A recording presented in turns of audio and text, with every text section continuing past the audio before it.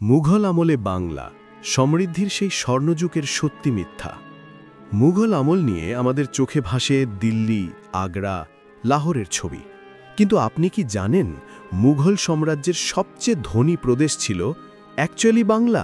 এই কারণেই বাংলাকে উপাধি দেওয়া হয়েছিল স্বর্গের পরে যদি দ্বিতীয় কোনো স্বর্গ থেকে থাকে তাহলে সেটি বাংলা।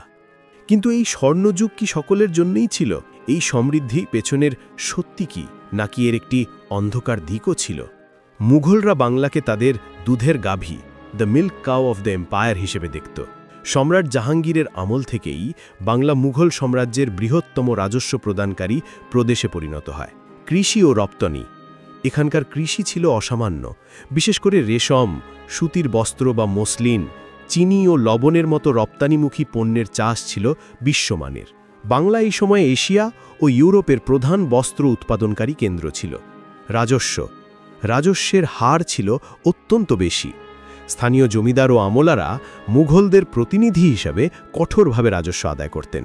বঞ্চনা, নবাবী আমলে অর্থাৎ মুর্শিদ কুলি খানের সময় থেকে শুরু করে স্থানীয় জমিদার ও অভিজাত শ্রেণীর শোষণ এবং মুঘলদের হাতে পুঁজির কেন্দ্রীকরণের কারণে কৃষক সমাজ ছিল গরিব ও নির্যাতিত।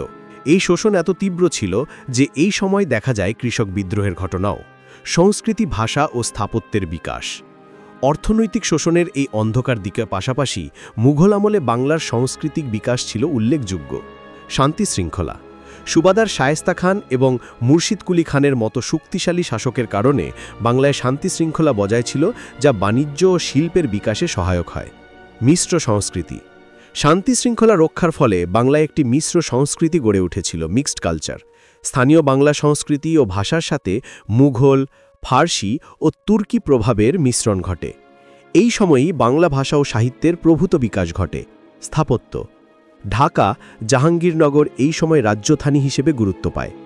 লালবাগ কেল্লা এবং হোসেনি দালানের মতো মুঘল স্থাপত্য শৈলীর চমৎকার নিদর্শন এই সময়কার কথাই মনে করিয়ে দেয়।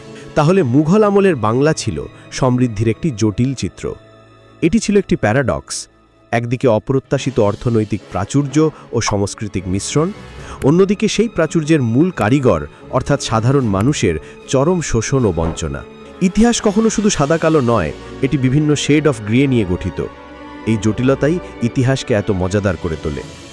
আপনার কি মনে হয় মুঘল আমলের বাংলার এই বৈসাদৃশ্য আজকের সমাজের জন্য কি বার্তা দেয়? কমেন্ট করে জানান, লাইক এবং শেয়ার করুন।